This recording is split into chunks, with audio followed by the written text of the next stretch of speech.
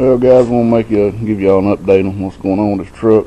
Hope everybody had a good holiday and got all they wanted for Christmas. And I got a few things I needed, but I got out here last week and did some more painting on the frame. Got the top frame, finished painting it on this side.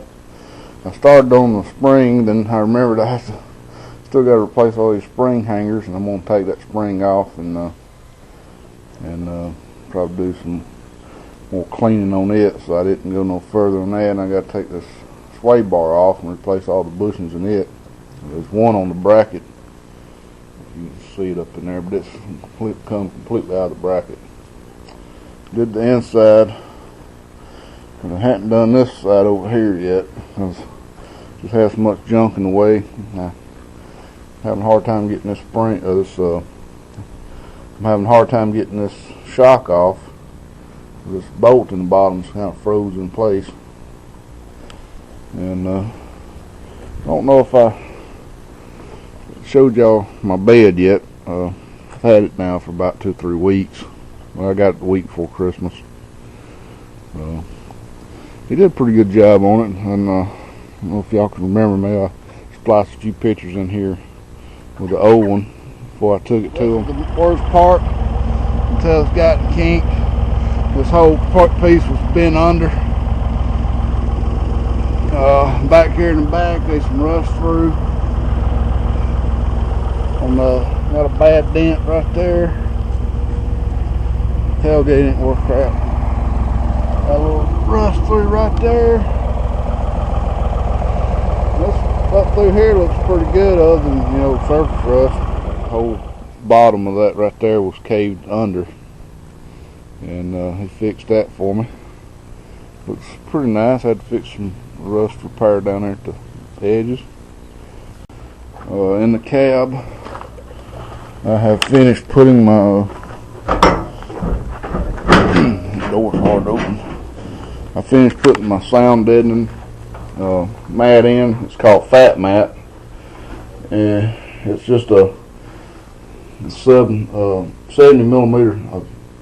mil thick, y'all can tell, rubber with an adhesive on back and aluminum coating, and it don't really bend good around sharp angles. So as you can see, I had to do a whole lot of overlapping right in here, and got all the way up the firewall. I run out. I wanted to do all the way up to the top. I run out of it, and I bought like 50 feet of it, I think, and it just wasn't quite enough. Got all my pedals in, got my clutch and all hooked up, my brakes hooked up. I temporarily got a steering column from an automatic truck in here, and I don't like it. I was going to use it because it's a tilt, and I've had it for about 5 years. I rebuilt it. Oh God, this chicken's driving me nuts. I rebuilt it about 5 years ago, and it's just been laying in the shop, but now it sounds like the bearings are dried out on it. And so I'm going to probably try to fix my manual and come out of here and put it back in. It's non-tilt, but the biggest hold-up I've had has been on these brakes. I messed up when I ordered these calipers. They say you can put, as long as they're 3/4 ton calipers, from it's like a 74 to 89. I won't say 89, might be 87. On here, and they fit. I think this come off of 78.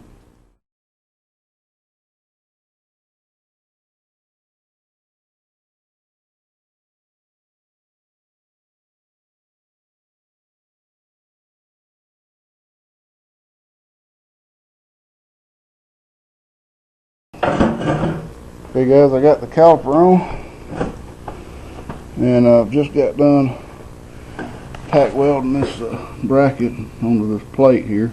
Sprayed it with a little primer. Not the best weld, but I think it'll hold. It seems pretty stout, and then this foil view, this will fit right in there.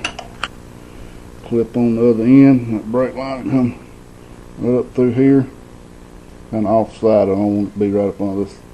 Don't want it to be right up on this. Be off the side. Come up here and turn and come in, and that'll work pretty good. And tighten this bolt up right here. And get it all painted up. Bought them brackets off eBay too, and I ended up having to get a step drill and drill them out to 5/8. They were just a tad small. I think they were like probably 10 millimeter, 11 millimeter, something like that. 5/8 on this one. So, drilled them out. And I didn't realize how much those damn step drill bits were, but them things are fairly expensive, especially at Home Depot. Should have went ahead and got one from Harbor Freight a long time ago, but I ain't really never needed it. Catch them on sale, I'm gonna buy me one though. Anyway, gotta do this one, get this hooked up, get the tire back on it, and I gotta move the truck a little bit so I can get to the other tire. I'll show you what it looks like. Both sides painted, got the line clipped on. I've been working on painting these hubs. I got them primed, and didn't do quite as good a job welding on this side, but I think it'll hold. Yeah, I got that painted, and do a little cleaning on that. Got that hub primed. So now I'm gonna work on getting this old line loose right here. Take all that old line off and replace it. So I'll show you what it looks like. Well, guys, got one brake line hooked up, and got my differential primed. Got the new hose in. Amazingly, I was able to get that off and on without breaking it. And then I got this short line hooked up alright, but this long line, it's just too long, so I'm going to have to make my own for this side.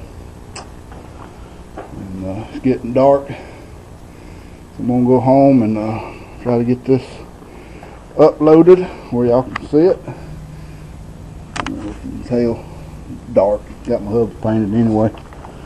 Too dark out here, so anyway, stay tuned, and if you ain't subscribed, subscribe. And hopefully, as soon as I get this brake line hooked up, if I don't go ahead and change this now, I don't really like that bend in it right there, but this stuff here is like an anti-kink thing. You can kind of bend it without a tubing bender with that stuff on there, but that does look kind of crappy, so I may end up replacing both lines. Just depends on how easy it is to make those double flare ends. So guys, take care, and next time maybe have the bed on. Later.